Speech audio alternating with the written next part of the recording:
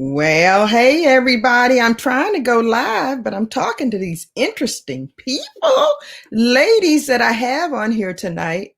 And I'm hoping you're going to be informed, entertained, and just all of that stuff tonight because these are some special, special ladies. And I got to find my notes. Sorry. Had to get my notes.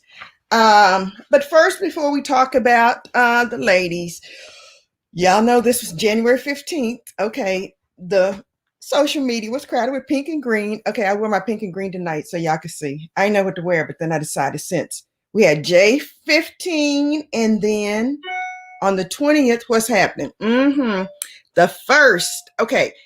first vice president is my sorority sister.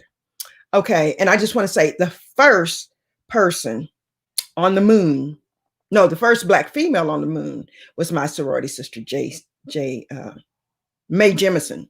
So I'm just saying, the first sorority was Alpha Kappa Alpha sorority. So I'm just saying, we just did a lot of firsts. And y'all know I don't mind saying thank you. We appreciate it. And coming up January 20th is the inauguration. And I hope everybody has their chucks and pearls, ladies. You're ready to, wherever you're going on January 20th, wear your chucks and pearls. I've been wearing pearls all week of some variety. And I'm trying to get let me show you. Don't laugh. I'm trying to get some old chucks situated, get all my pearls on them. So I have plenty of chucks, but I'm gonna put some pearls on them to make it extra. So that's January 20th. And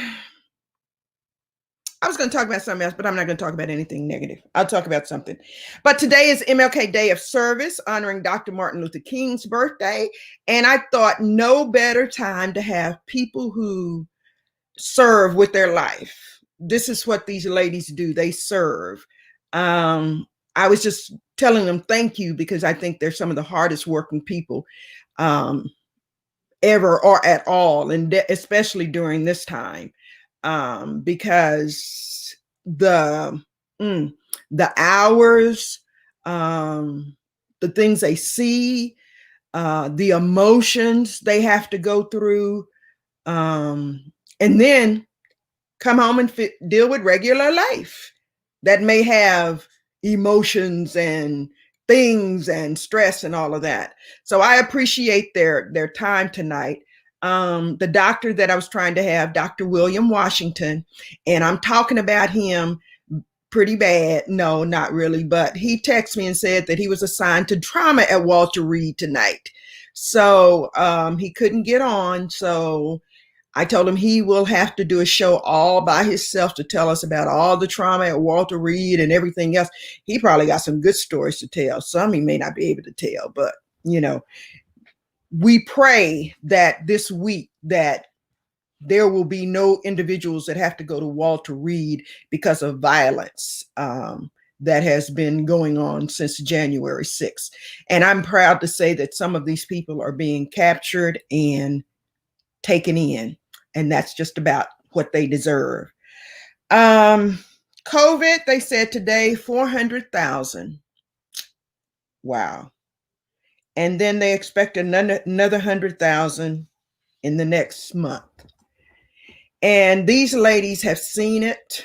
I'm going to let them come on one at a time because I want you to see them.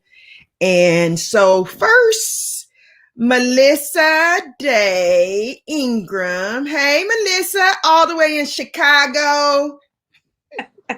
Hello. How are you? Everything's good. Everything's good. I can't complain. Okay. Well, tell the people. Okay.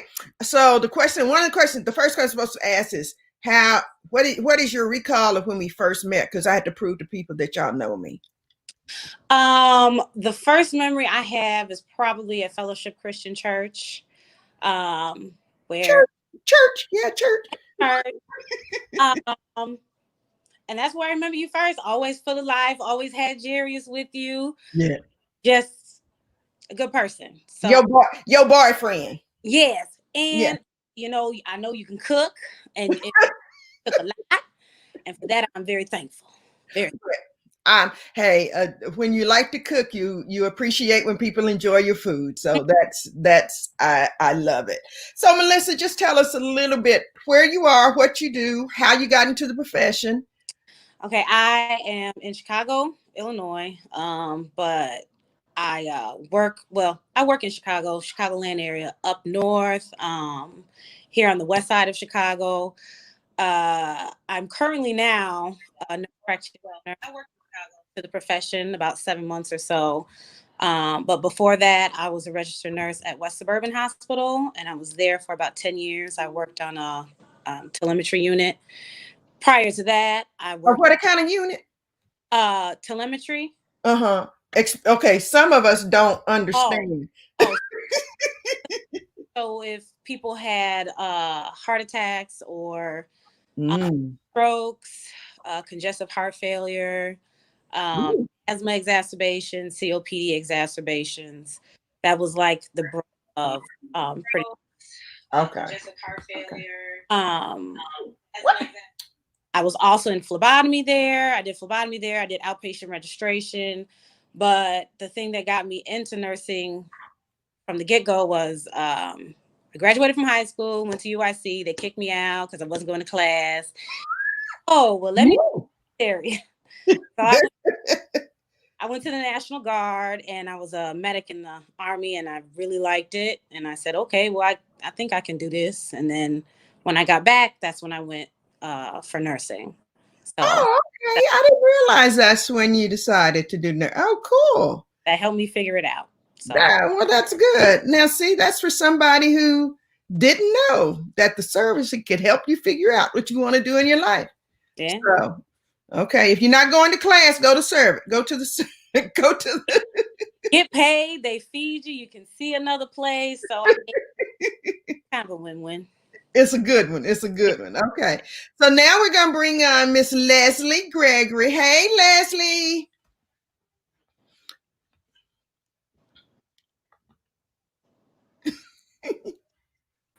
User error. Hello, how are you? Good. How are you? I am good. Well, welcome to the show. And so, okay, so what's your first recollection of when I came around? I think my first memory of you is sitting at my grandmother's table in the kitchen in Kingsville, and Miss Pauline. everyone was over at her house as usual. And she was in the kitchen cooking, and y'all were in there talking. You and Mama and Cynthia, and probably Val from next door. Just my grandmother's house was always a gathering place. So Mm-hmm. Yeah. there was always a pot on the stove. Everybody knew they could come and eat and be welcome and just have a good time. So I think we were probably sent off to another room, but Yeah. Or outside. trying to peek and see what y'all was doing. So that would be my earliest memory.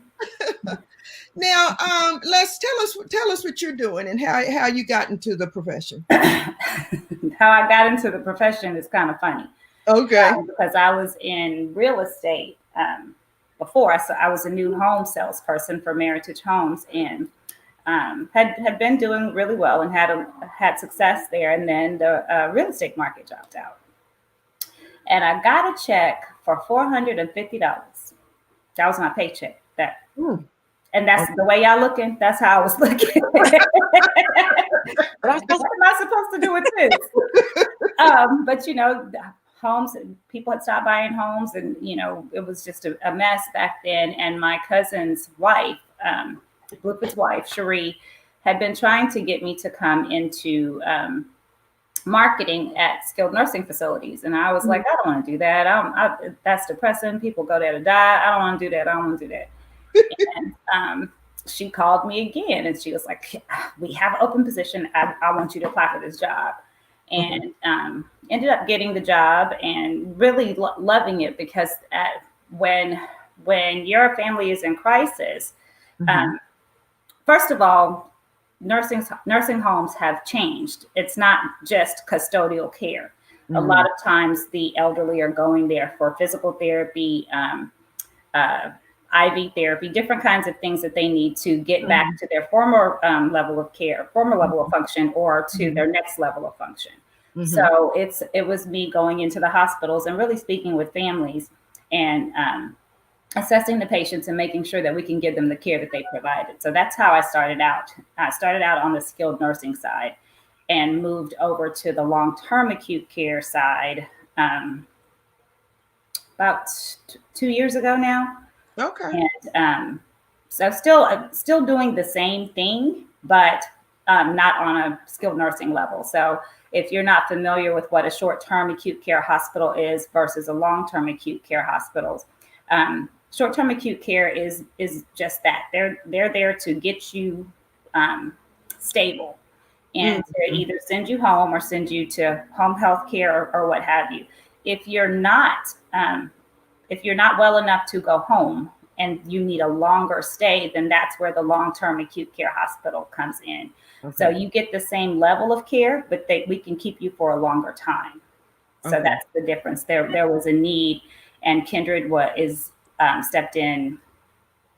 Kindred's probably 30, 40 years old. I'm not sure when it was started, but we are one of the oldest and most reputable long-term acute care hospitals in the business. Yeah. That's something that I didn't know about until my mom was sick, that the different nursing homes will take people in for short term. Because always, the old thought on nursing home is, like you say, people go there to die, or people go there with their family to take care of them.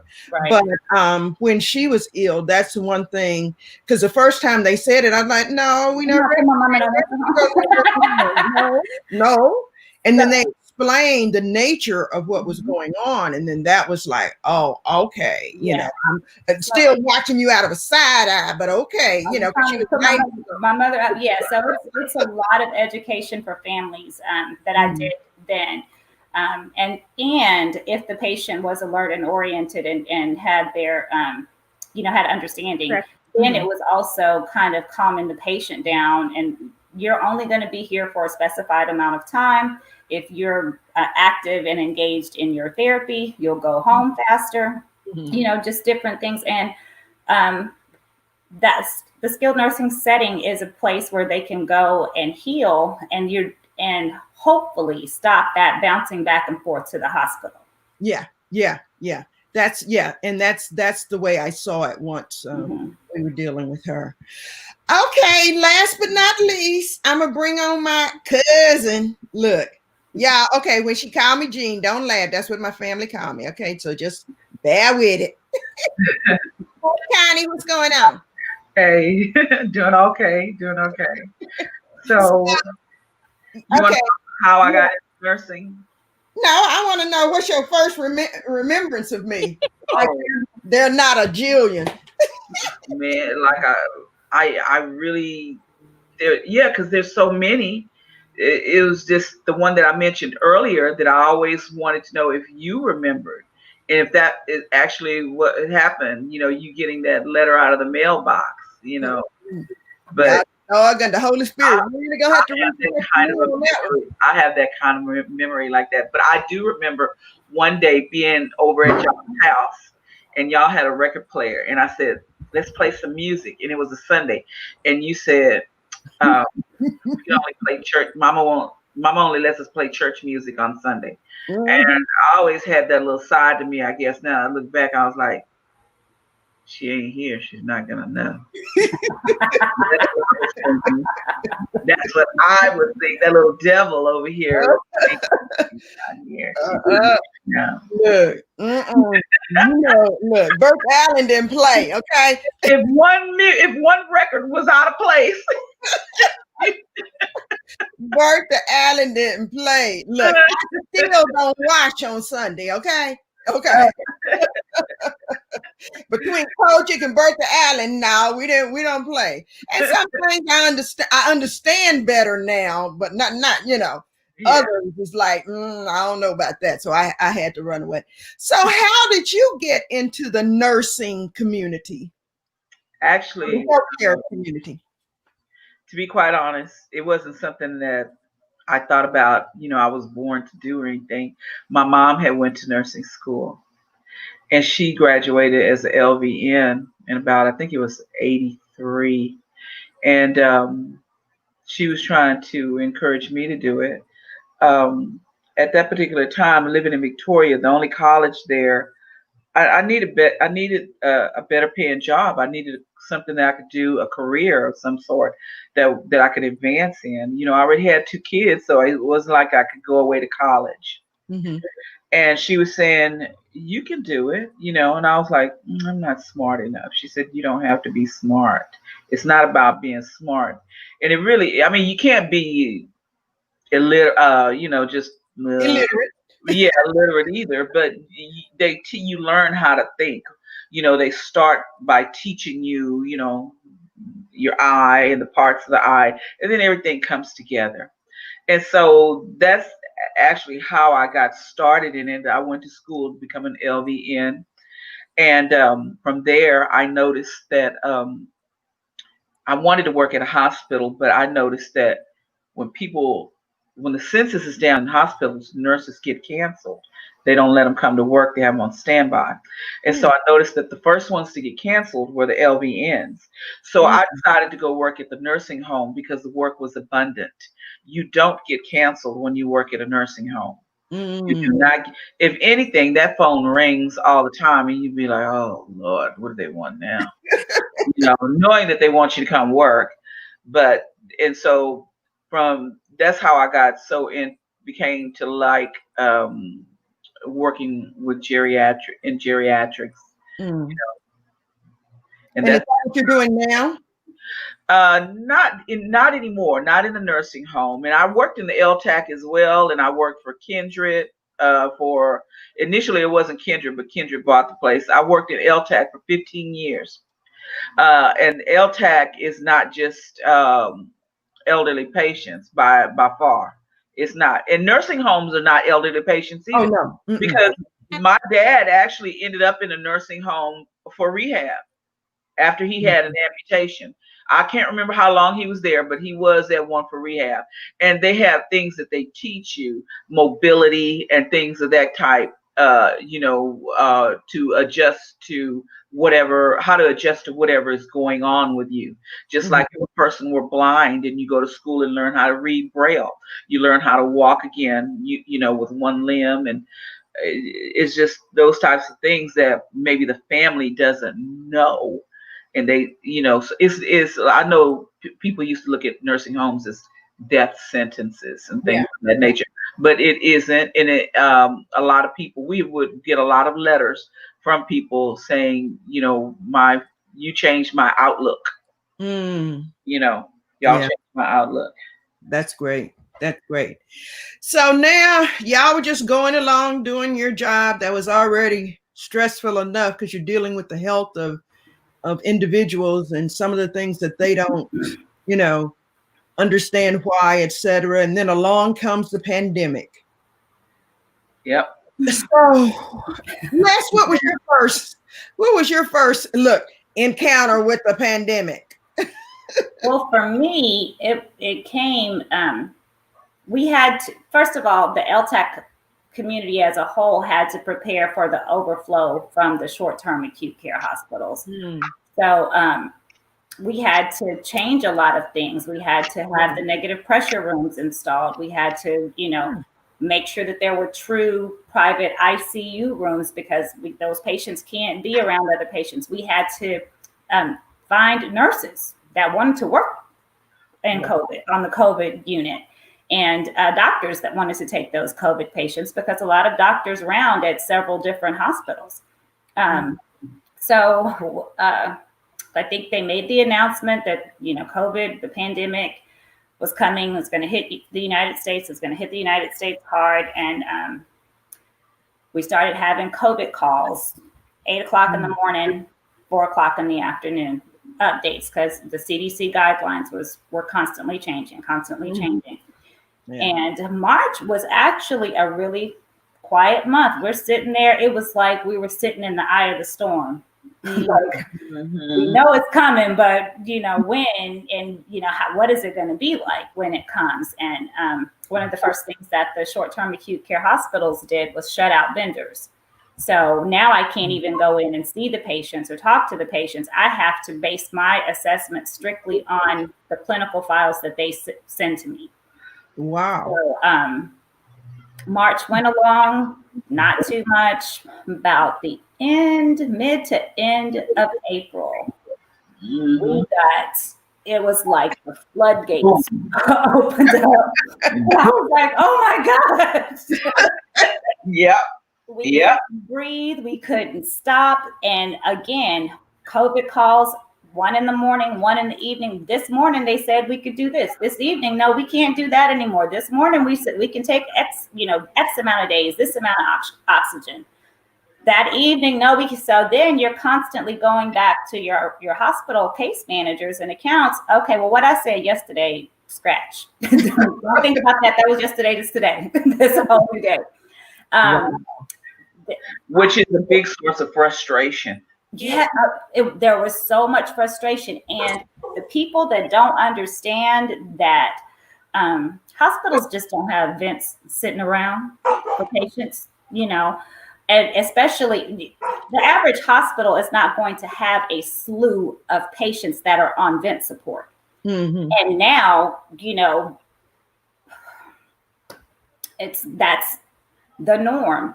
I think for me, our biggest frustration in the short-term acute care to the long-term acute care hospitals, now we're to the point where I'm having conference calls with their team, with the ICU teams in my account. And they're like, we got to get some patients out of ICU today, Leslie. We have 26 patients in the emergency department that are ICU level. They're dying down there because they're not getting the care because there's no beds in ICU. They can't move them out of ICU to a regular floor because they have to have that ICU level of care, which would be the RNs and, that constantly rounding with the doctors.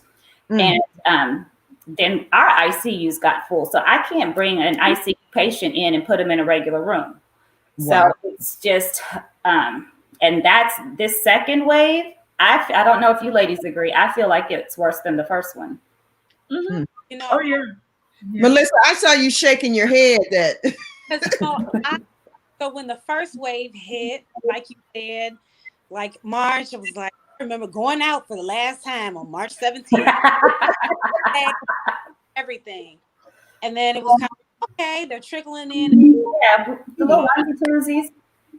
They're all here. So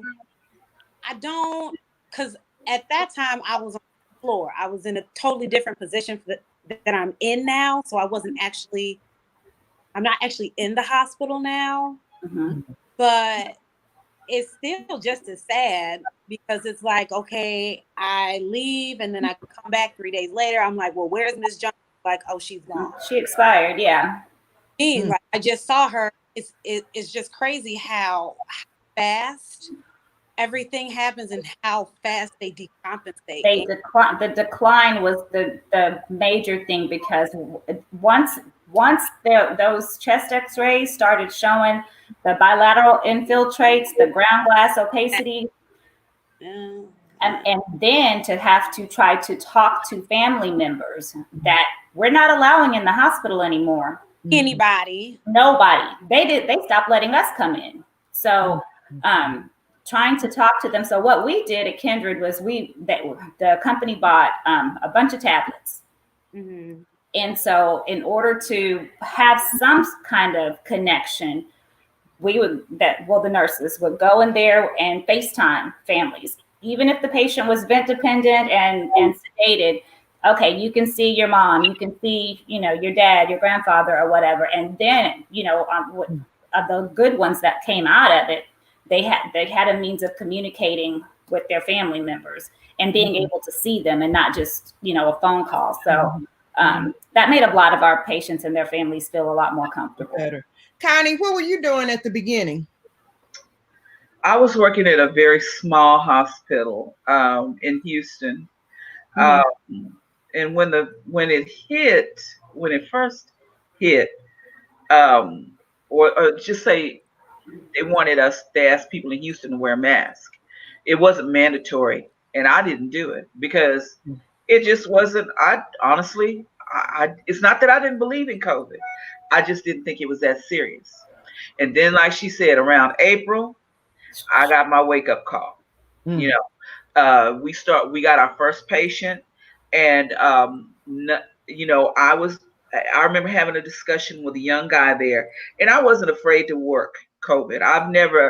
I actually, to be quite honest, I embraced it. I wanted to work COVID, and I'm gonna tell you why. Yeah, may make me look like a ham. I don't know, but I wanted to work COVID so someday, 100 years from now, my great great great grandchildren can look back and say, my grandma was a COVID nurse. 100 years. She wasn't scared. She wasn't scared to get on the front lines, you know. And I wasn't. I've never been afraid. The only thing that ever really kind of scared me was Ebola, and that's because I really didn't know anything about it, you know. But I've never been afraid to work with the COVID patients. Never. Even we had nurses that literally walked out when they were assigned to the COVID ward. Yeah, like, that has happened. I don't need this job that bad. Bye. And there have been doctors, the older doctors, that have retired. And after having COVID, I can understand why elderly people succumb to this disease. Absolutely. Because it is, to me, you know, a long time ago, they referred to tuberculosis as consumption. Like you're drowning. It's consumption. Your lungs is consumption all over, just a different kind. But it consumes you in more than one way. To not be able to breathe is not funny. I mean, not that anybody laughs, but it's it's horrible not being able to breathe, struggling to stay alive. So, Connie, you brought it up. So you had COVID. When did you have COVID? I got it at the end of July, the very end of July, like July 30th, 31st. And my diagnosis came through in August, and by then I was sick as a dog. I knew once I felt that tickling. I was at work. I felt a tickling at the back of my throat, and I said to myself, God damn, I knew I had it. And then, but I didn't have a diagnosis. I didn't have a fever.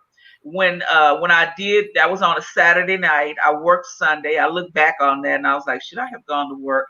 But I worked Sunday. And Monday morning I felt awful. And that's when I got the swab. And a few days later, it came back positive. By then I was sick as a dog. When I went home on Monday, I did not get into my bed. I slept on the sofa, put my legs up on the sofa, and slept with my back towards the arm, because I said to myself, if you get in that bed, you're gonna die. I slept like that for 2 days. I didn't want to lay down, because I know what happens when you lay down. The secretions in your lungs settle. Right, and I didn't want that to happen. I did not want that to happen. So I slept sitting up until I was just tired of sleeping that way. But it's a very debilitating disease. And like I said, I know doctors that resigned. I know doctors that got it because we took care of them. I know nurses that wouldn't do it. And some of these nurses were older, and I understand why. I hold no animosity towards them. I understand. Yeah. I understand. Did you also find that in treating the doctors, did you also find that a lot of them didn't carry health insurance?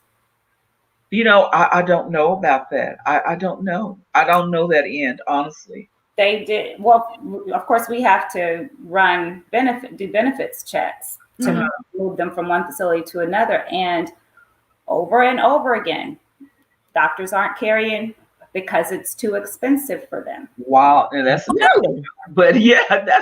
whole different show within itself. I never thought about that. So now these doctors are trying to go into their savings accounts and selling investments and things to pay out-of-pocket costs for a prolonged hospital stay. I thought someone said that the government covered the hospital stays for COVID patients. I don't know for sure. No. Okay. It certainly wasn't the case when it first started in that first wave. It certainly was not the case then. It may be the second wave, but it certainly was not the case then. I'll tell you this. I had insurance, and I had, through this company, It's a small hospital. Initially, we did not have insurance. And so I just got insurance in April. So I did use my insurance, and I got my bill that I went to Methodist Hospital. You know, Methodist ain't cheap. My bill, I got a bill for $140, and I'll say, hey, I'll pay that. This is my only bill. You better not send me another bill. Open it up.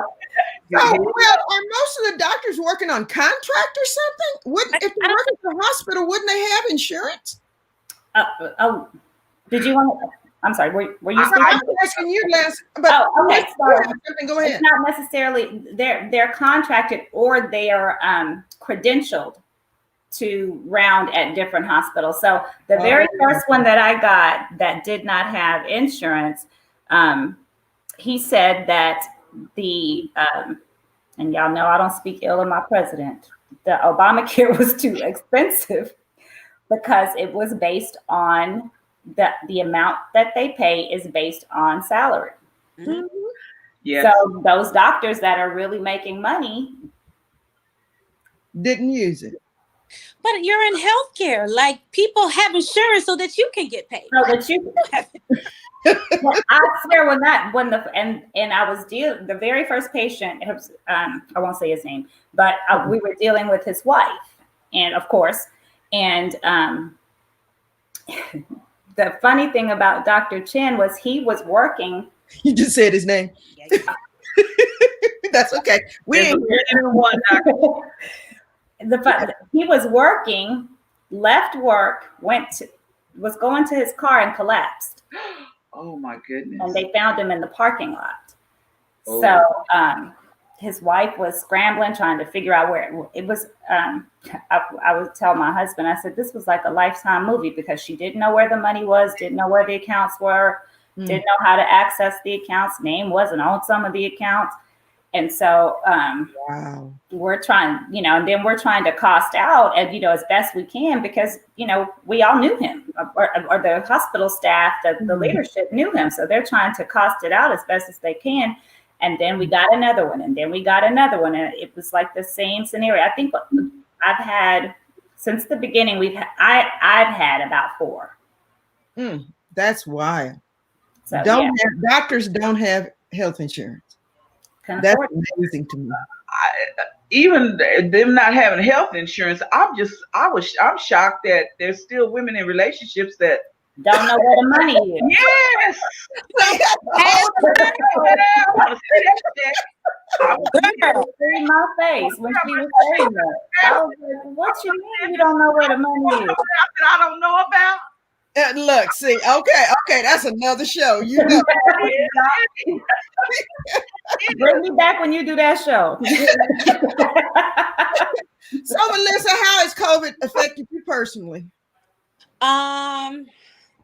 Well, like you said, Constance, like I haven't had a problem with it. I'll go do it, no issues. But I get kind of worried about bringing something home to my family, my kids, my parents who are ARP members, my grandmother who is 98 and now living with my grandparents or my parents. So I have to be more cautious. Like my job actually requires me to get swabbed twice a week now. It was once a week. Now we're up to 2. And I absolutely hate with a passion having to get swabbed. It hurts. At the end of the day, it's letting me know that I'm safe and I'm safe for the people like around me. But it also makes me thankful because I've been in it for almost a year now and I have not tested positive once. So I'm thankful for that. And it just makes you think about life because, at first they were saying, it only affects seniors. No, that is not true. 19 years old, 30-year-olds, like with absolutely no, especially with this wave, no history. So, your people their roses and flowers while they're here because it's crazy. You never know. And you lost your Uncle Mike to it. I did. And your mom and dad had it, and they're all good now. Everybody's good. Everybody's good. That's good. I'm really sorry for people, or scared for people rather, like you say, people that live in somebody in the house gets it, and I've had to educate people on how to live. Like my brother, I think my brother just got it. I never did ask him if he got a definitive diagnosis, but everything that he was telling me as far as being short of breath, and I told him and his wife, because they both feel like they had it. I said, y'all gonna have to stay in the bedroom, because they have two older, the kids are 18 and 21. But I said, y'all gonna have to live in the bedroom. I said, close off the vent, open a window, use paper plates, just telling them how to wear a mask around the house if you go downstairs, which that's another thing right there, climbing stairs. I said, if you can climb the stairs. Yeah, Absolutely. if you can climb a flight of stairs. Because there's so many things. This disease is so debilitating. But like you were saying, not wanting to take it to other family members. I don't know how many hospitals do this, but the hospital where I was working at, when I first started doing it, before I would go home, but I live alone. I just didn't want the bug in my car. Before I would go home, I bought a change of clothes with me. I would literally take my uniform off, take my shoes off, bag them, go in there and shower. And then the hospital actually incorporated a COVID unit, they put a shower in, and people go in and shower, and they wear their uniform, change into some scrubs and their PPE. Then when they get ready to go home, you can actually wear whatever you want. You take your uniform off and shower. You didn't have to, but it offered you that chance. And I would shower and go home. And then some other ladies bought, now Tide has it, the spray that you can spray your clothes with, stuff like that. They were using, and spray the car, and we wear the things on our shoes. We wipe down our shoes, try the best we can, not to drag it from place to place. Yeah. A little OCD comes into play, I feel like. Yeah. It's okay. I think it's like mental. So. Yeah, one of the listeners said that she was diagnosed with COVID, but she didn't have any symptoms. And I just had, those are the people that I have a real concern about. And they've always scared me the most, of those asymptomatic people. Yeah, because they're just bopping around. Yeah, they're just doing their thing. And people are not, when people were not, and some still don't take it seriously, you don't know if you're asymptomatic or not. If you have, if you haven't been tested. Right. And I have to explain that to my family over and over again. My brother, my sister, and they're like, well, we don't have it and we can't get it or whatever. And I'm like, you could have it and not show the symptoms. You just have to be really, really careful. We had a death back in September. One of the matriarchs in our family died. Like Glory said, her play sister.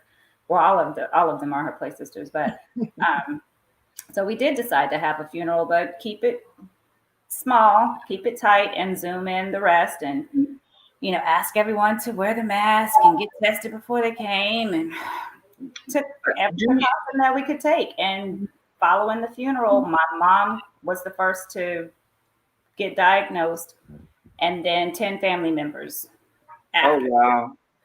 So it was, it was a little rough and rocky and dicey there for the end of September and most of October. And then I had a question, if you don't mind my asking, please. The funeral services, I was told that people that have passed from COVID have to have a closed casket. Well, she didn't pass from COVID. Oh, okay. I understand.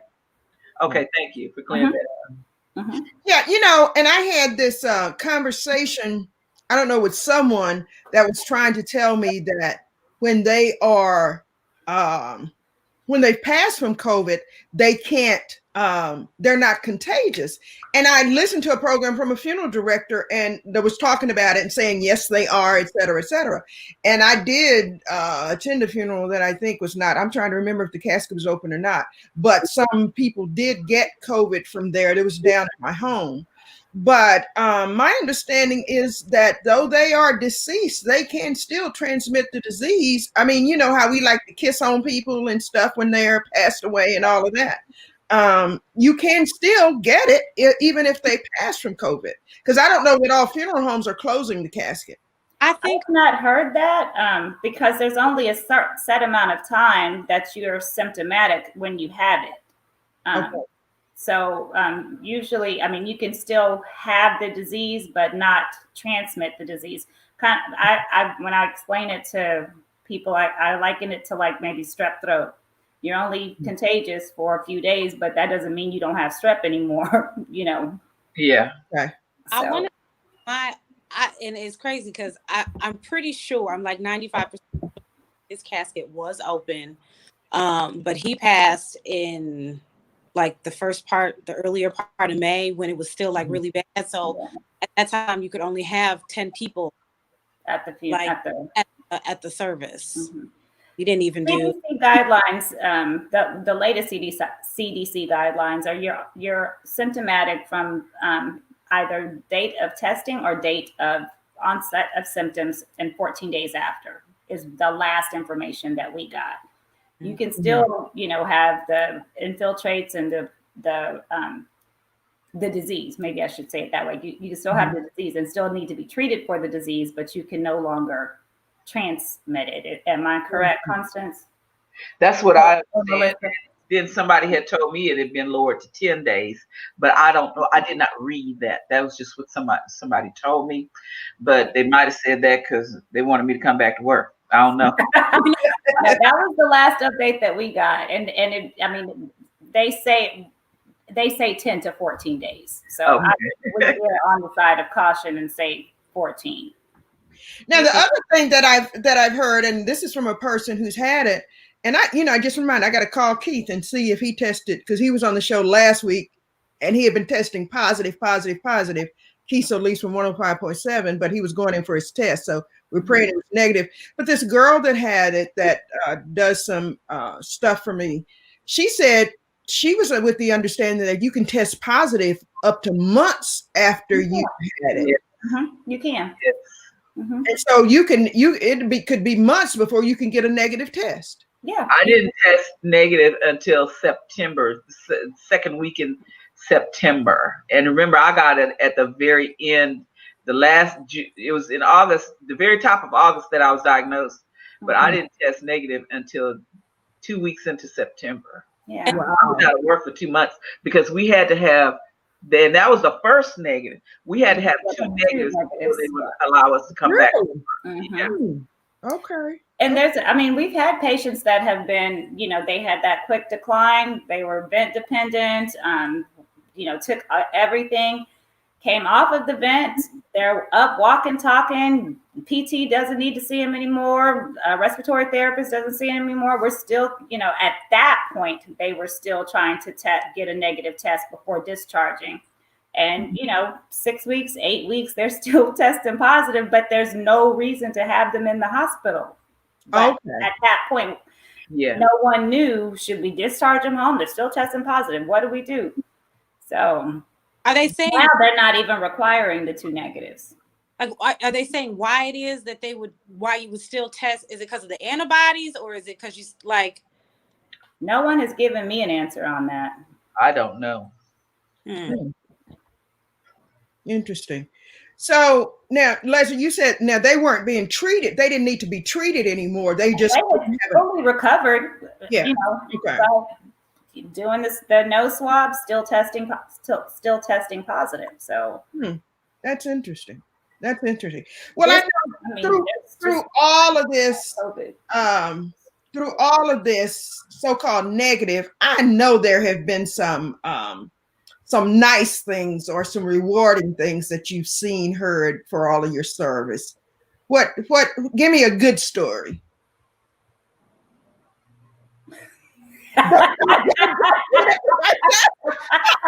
I think, okay. I think the best stories are the ones that you think are not going to make it. I'll tell you that I had a husband and a wife. She worked for a company that once COVID started ramping up in New Orleans, they still had their conference there. 53 years old.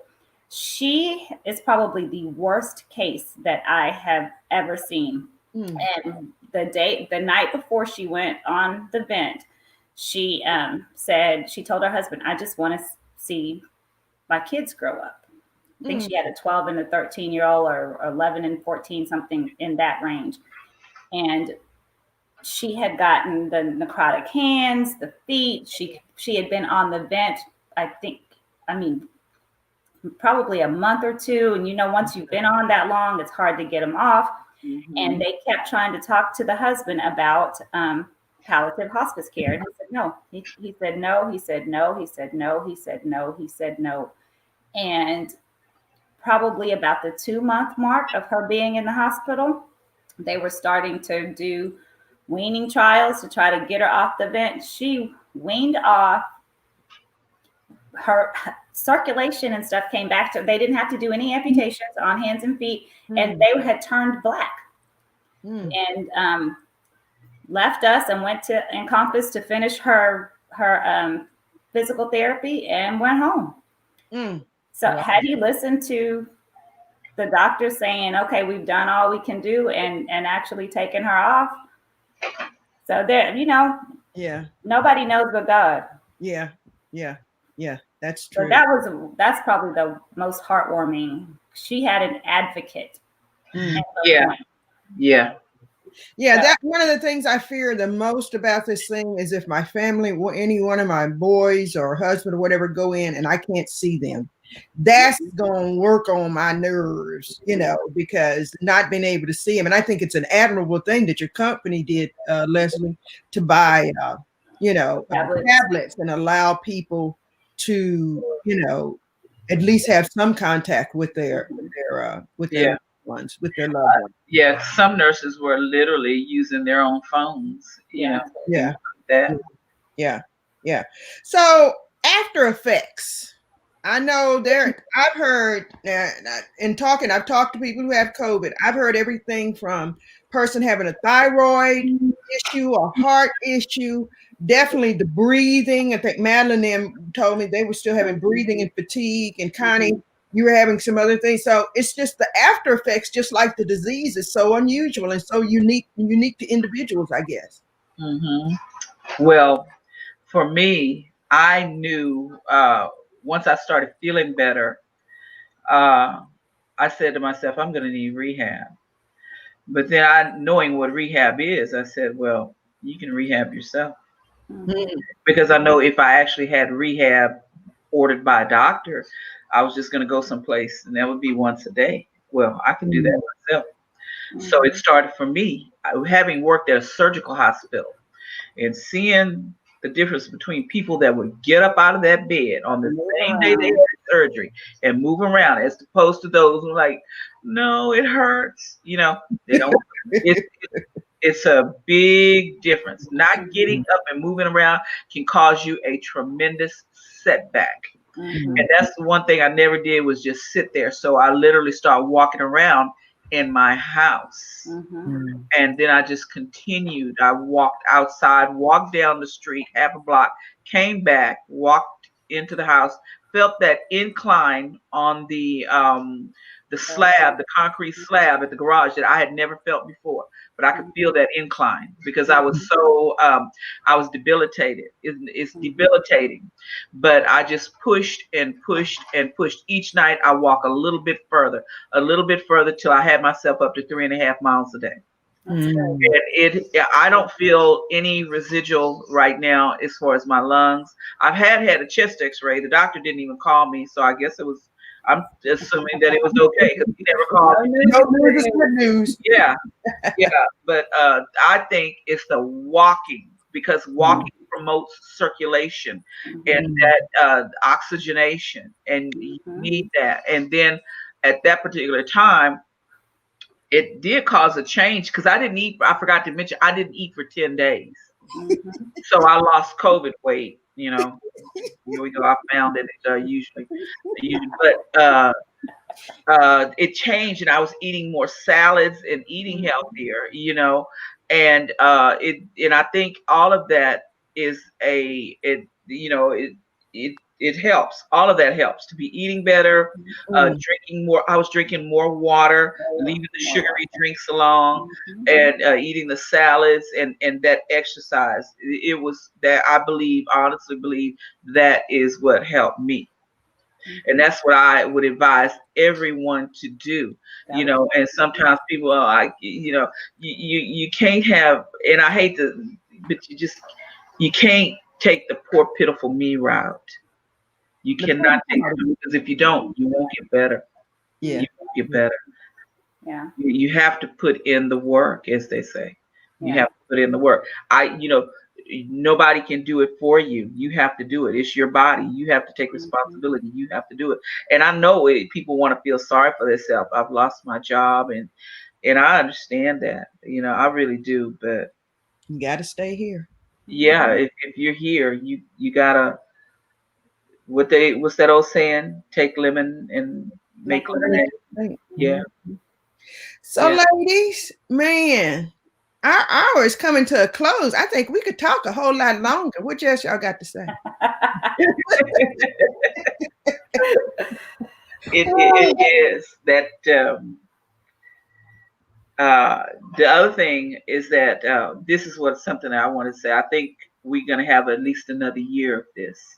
Absolutely. Because I asked, when this first really popped off back in April, May, I asked the doctor, how long is this going to go on? He said 2 years. I said 2 years. He said 2 years. Yeah. I was like, oh my God. But prior to that, they started talking about, remember the pandemic back in the swine flu? I was telling Jean, I said, I did work on Ancestry.com. I saw where a young relative had died at the age of 20. And I'm like, 20-year-olds don't die. Right. So I researched it. I found his death certificate. It said swine flu. So I researched swine flu. Swine flu started, it's said that it started in February of 1918, and it was considered through in April of 1920. That's 2 years and 2 It's going months. to take at least that long to get a handle on. I mean, I'm actually getting the first part of my vaccine tomorrow. But of course, I don't know if you guys do, but working in healthcare, they're like, you're scheduled for Tuesday morning at 8:30. So have all of y'all gotten it? Other than yours? I have not. You have I not? have not gotten it, and there was more than one of the reasons. I'm not gonna lie, I was a little I was very apprehensive. I'm still apprehensive. But then the other one also, I was like, well, I have antibodies. And the other one, since I had the antibodies, I thought to myself, maybe it's somebody else that needs that shot right now, just a little bit more than I do. But that was those all three played in the factor. But I think eventually I will get it. I wasn't when they were talking about it. I'm like, I ain't getting that. They haven't done research. You don't know about all the side effects. And then, like, talking to some of my colleagues and my family, they were like giving me some stuff to read, and I was like, okay, go ahead and do this. So I got my first vaccination a couple weeks ago. I get my second 25th, and besides like a super sore arm, like I didn't have any side effects. But I just want the one that Dr. Fauci got, which is the one that starts with the M. Moderna. Yeah, that's the one I want. That's the one Dr. Fauci got. So that's the only one I want. If Dr. Fauci take it, that's what I don't even know if that's what President Biden and Kamala took. But if Dr. Fauci took it, that's the one I want. I love Dr. Fauci. I just want to say it. I said, if Dr. Fauci ain't saying it, I ain't listening. Look, right. I don't even want to hear. I'm not listening to Dr. Trump. Look, no, that's another show. Look, Y'all can go to the parade. I'm sorry, I got off. This was so fun. And It was. any closing messages for the people that you want them to know or to take serious, or what do you want to tell the people? I would Wear like your mask, wash your hands. yes. 20 seconds. 20 seconds. All up in here, under the nails. Also, what some people may not know is the proper way to wash hands. Mm-hmm. When you turn the water on, wash your hands, dry them, use that paper towel to turn it off. Because if you touch it with your bare hands, you have recontaminated your hands again. Mm-hmm. So that's the proper, that's something that I noticed people were missing is, recontaminating their hands. And learning what some of the most contagious things are: doorknobs, money, things that go through a lot of hands. The baskets at the grocery store. I was at a store one day, and the little toddler was sitting there, and he was literally.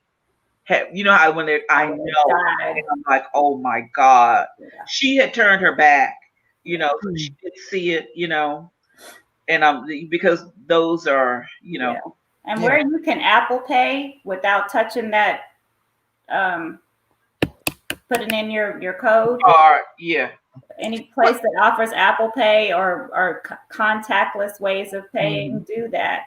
Keep wipes in your car. I have been doing that. Everything in my car. Yeah, my friend calls it a mama car. She calls it a mama car. Yeah. Mostly, I think the real message should be, we all have to live our life. Don't live in fear, but live carefully. Yeah. You don't have to live in fear because of COVID, and I think some people have gotten paralyzed by the fear. Yeah. And that's unfortunate.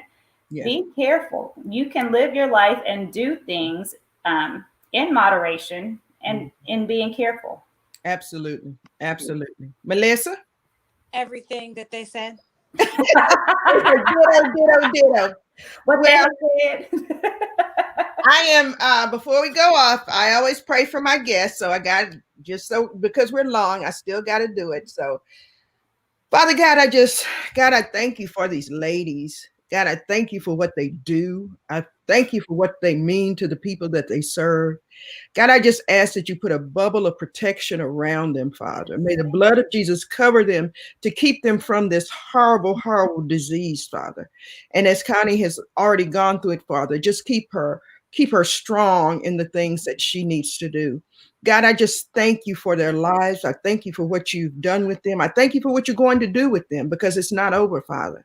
So God, order their steps, give them wisdom, and help them be the women that you want them to continuously be serving, Father, just serving. And we know that's what you did, Jesus. You serve. So God, may they be like you.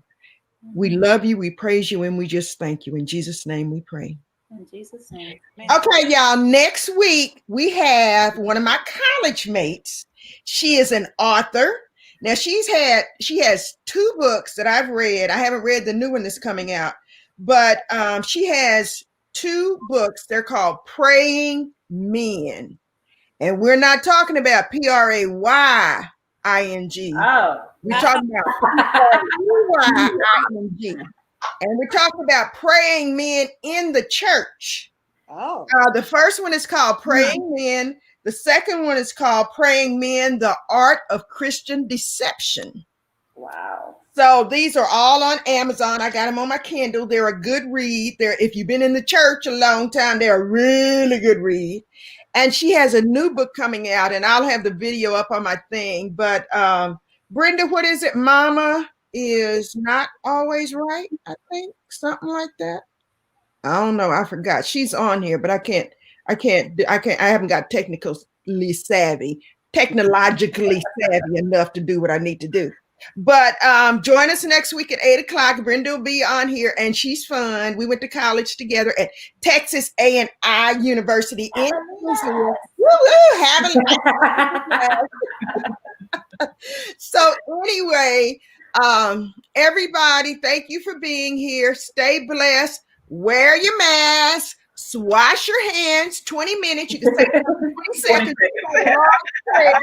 The Lord's Prayer in 20 seconds. Keep your social distance and do what you're supposed to do. Most of all, keep your peace during this time. I love you, and I'll see y'all next week. Okay? Thank you. Thanks for inviting me.